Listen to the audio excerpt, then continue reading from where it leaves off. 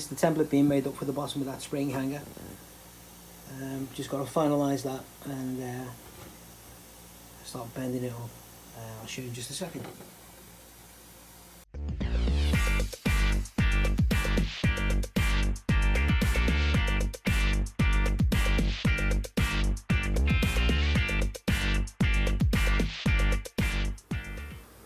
Alright, so that's our piece cut out there.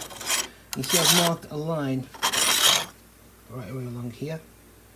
Okay, what I need to do is bend that edge over, so it's like that, to give it a flange, I suppose you call it, for the next panel to weld onto. Right, so into the vise and hammer away.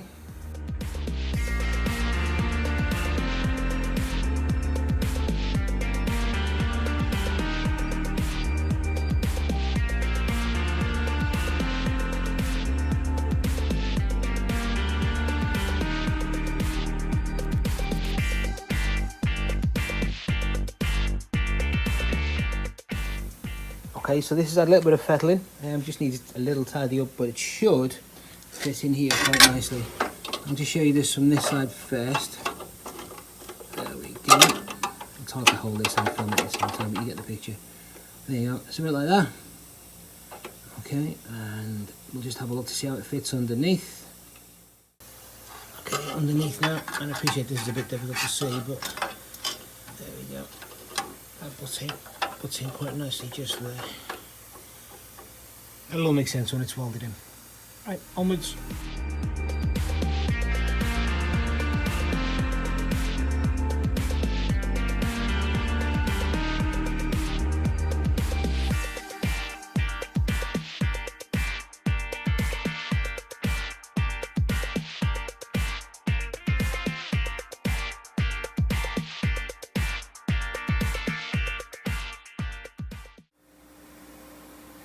Okay, so still in this particular corner of the Kingdom of Rust, that's all the box section pretty much done. Inside there is not pretty, but I'm leaving all the welds on. The idea of this is that it's absolutely solid, not that it looks lovely or anything. Where it needs to look nice, it will do. Okay, so obviously that needs a side plate putting on. That's all been tidied up now. So, as if by magic, here's the side plate. Drilled with the hole punch, the Jodler hole puncher. And also what I've done, where the, this obviously doesn't go here, but where it's actually on the side of the box section down on this edge here, what I've done, because the lower edge, obviously I'm going to put rosette welds through those holes into the panel behind, but you can see I've cut little notches as well. I don't know if this is a technique people do use, but it's what I'm going to do, because I want that seam to stay nice and closed, because it's open to the elements really, you know. Seal it with seam sealing and stuff, but I'd like it to be really solid. So what I've done, you see I've cut little notches, and all I'm going to do is put a little bit of weld into those to make sure that the bottom edge is pretty well sealed. I could just seam weld right along the edge, but I'm not going to. And that obviously goes here, along that side. I've got to say, on this picture this looks terrible, but it's not this bad. There you go. And that just goes on the side there to close up the box section. Now before I do that, obviously there's surface rust inside. There's no holes or anything anymore, but there is surface rust, so we need to guard against that. We need to try and turn that back into metal effectively. And what I'm going to use for that, if I can see the bottom, is this stuff, Vactam.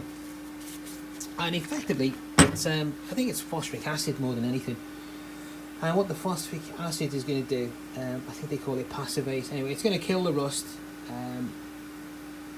And also in this, I think is like a rubber polymer, and that basically seals it. So it does two jobs in one. Now I can't get into there with a brush, so what I'm going to do is get a little spray gun, little cheapy spray gun, which I use for crappy jobs really. Put a little bit in there and just squares it inside the box section. Then I'm just going to let it dry, because once that's dried, which may well take overnight, I'm going to use zinc primer inside. I'll find some way of spraying that in as well, just to stop it rusting again. So I've got this to the point now where the it just needs to be left overnight basically to dry when I put that Vactam in. And then I'm going to move on, see if we can get a little bit more done to this this rear part of this wheel arch. Sorry about banging the camera there. And then we are really motoring on with this then. It's been quite fidgety, that box section. It's been a bit of a pain in the bum, but it's done. I've uncovered some horrible welds from other people, and I've done my best to sort it out. It's been restored, if that's the word. I think God knows how many times before, but I'm hoping that the other side has had this work done. I'll just very quickly go over to that side. You can see it's much better. So I'm hoping for a little bit of an easier time than that, effectively. But it's further on than it looks, you know. So that's it. Onwards. I'll spray the Vactan in and I'll show you. There we go. So I'm not going to use much.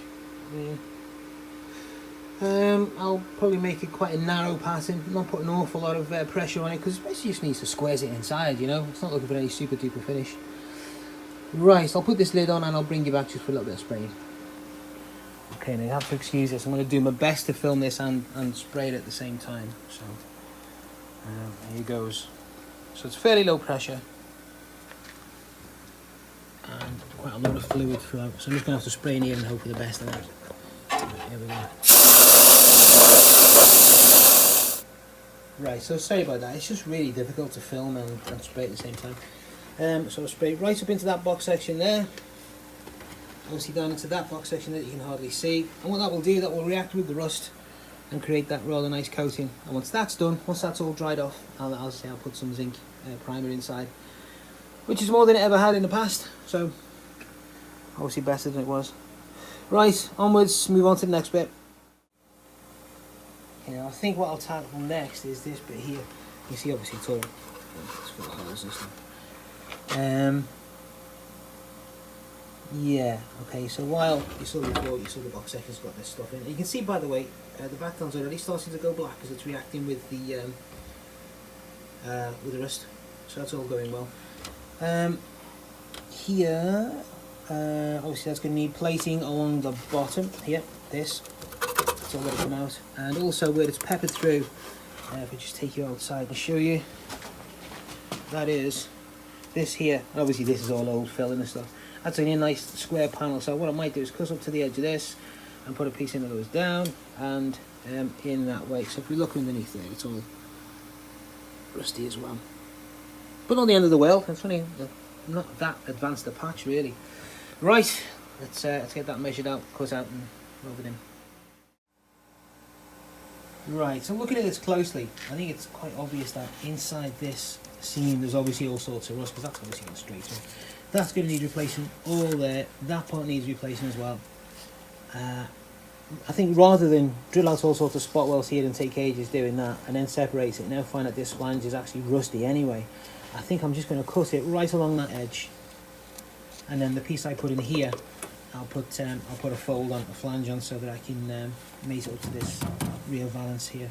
I'm going to leave this end a little bit here connected so that it maintains this shape, so this rear valance just doesn't go walking away. Yeah, so I think next thing is cut that piece out, cut it along here. I think that would probably just separate, so probably a flange underneath, and then obviously this whole square is coming out here, and then just up to there, I think. Right, okay, let's get cutting.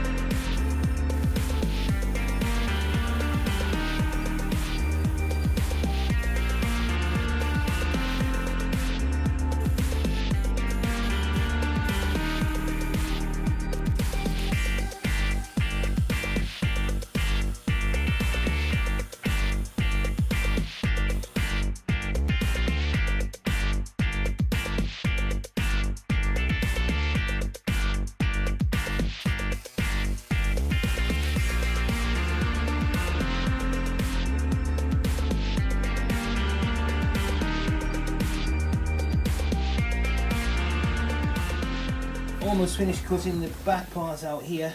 I've got a couple of bits to cut out here, get rid of any bits of rust, and then we'll make this piece. We'll need this piece to go in. Right, onwards. One of the problems I've got working inside this inner wing, it's just so restricted with space. I mean, fair play to people that manage to do all this with really minimal tools, you know. Anyway, I'm just going to use an air saw to try and cut out that bit I mentioned a minute ago. Let's see if I can just do this with one hand and film with the other hand. Right, so where are we going? We're going there. Right, okay, let's see how we go.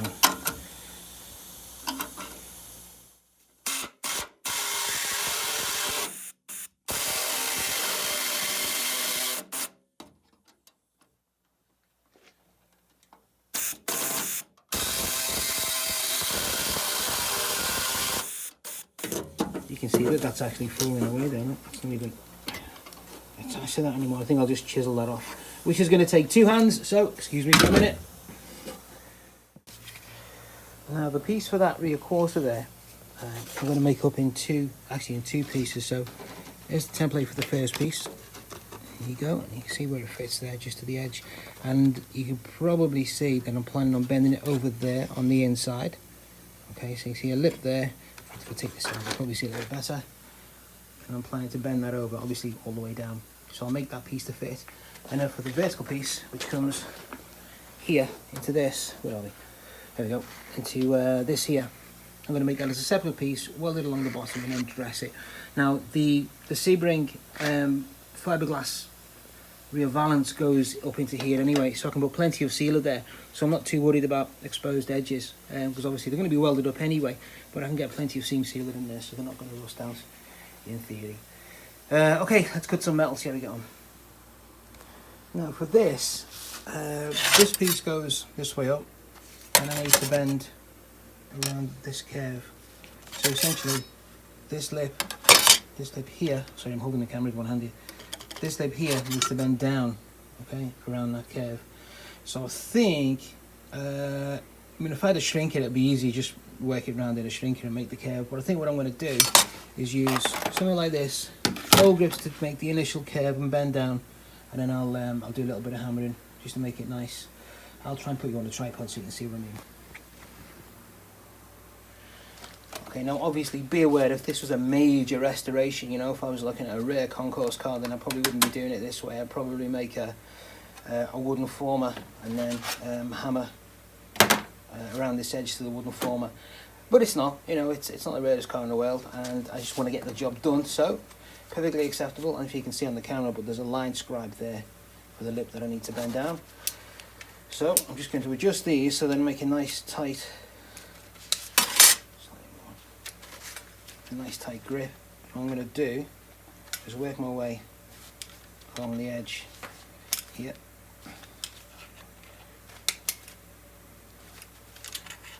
And this isn't really something that you can rush. This is a, you know, if you had a shrinker, which is, this edge really needs to be shrunk down so the metal becomes smaller because it's an inside curve. If you had a shrinker, this would be fairly easy to do. As it is, I'm just going to have to be a little bit inventive with the tools that I've got.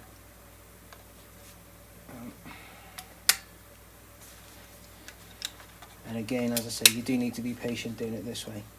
Just keep working your way around this line, just a little bit at a time. It is going to take some hammering as well, obviously, to make it nice when it's finished. But this is the way to get, basically just to give it the message, you know, and tell it what we're actually looking at, what we want out of it.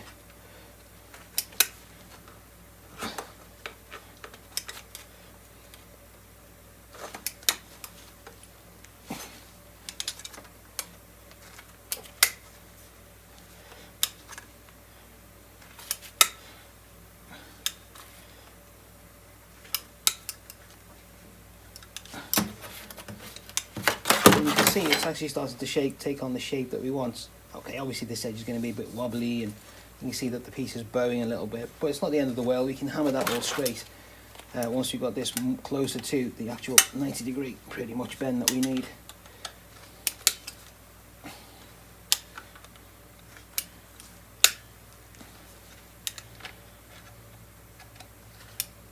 And it shows you that even with, you know, very, very basic tools, you can make a reasonable job of this.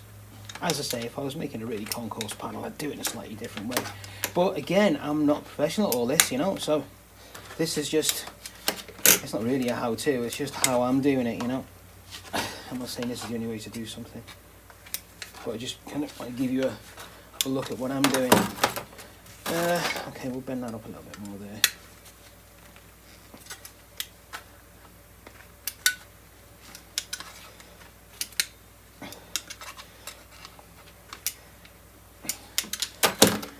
So how are we looking?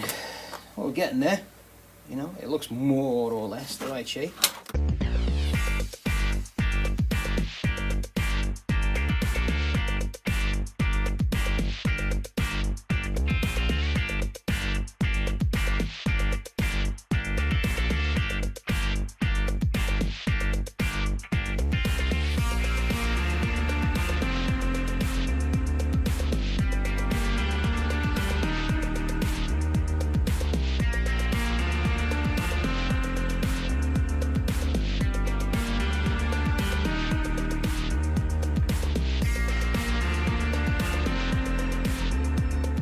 Finally, we've achieved the fit.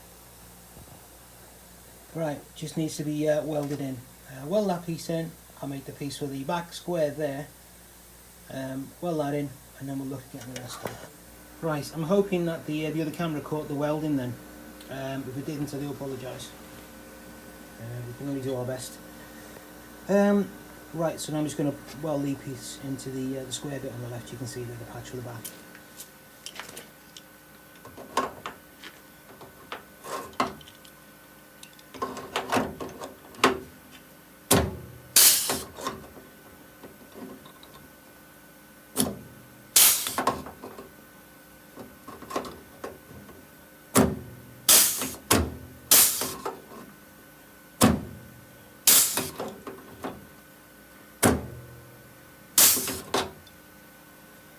Well, I'll have to do.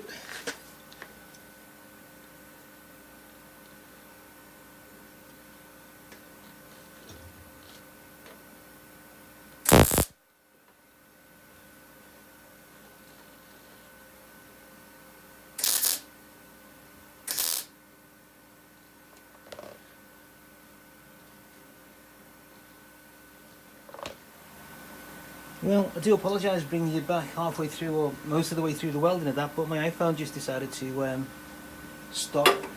Anyway, onwards. Right.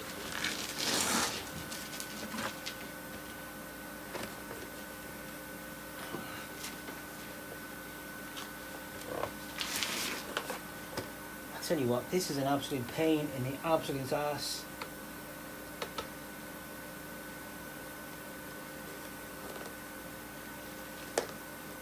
Come on, give me a bloody chance, will you? I can't see a thing. You know, if I can see, I can f***ing weld.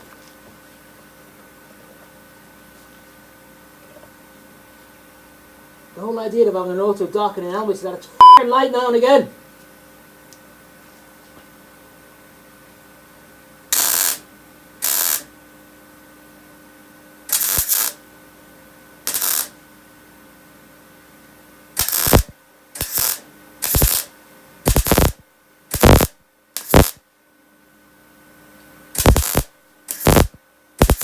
Ow, ow, ow, ow, ow, you f***ing, ow. Lightning bollocks.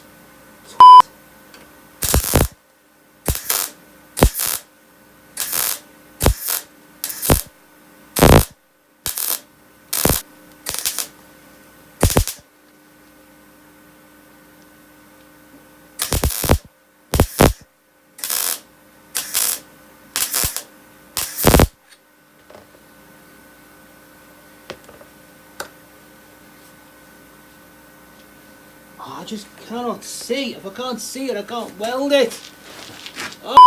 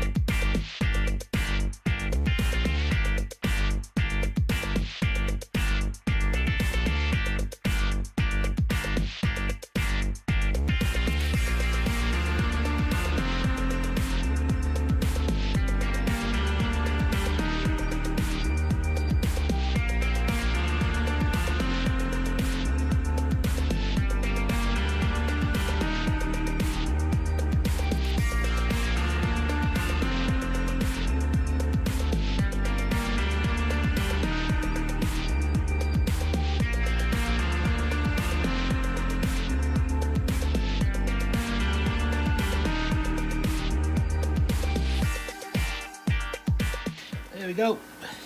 That'll do. It's getting covered up anyway. So, yeah. Onwards. There we go. That's not all welded in. All welded in there.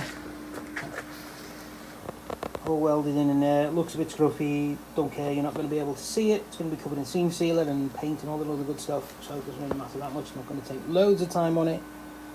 Right. Next bit. I think we'll weld that piece in.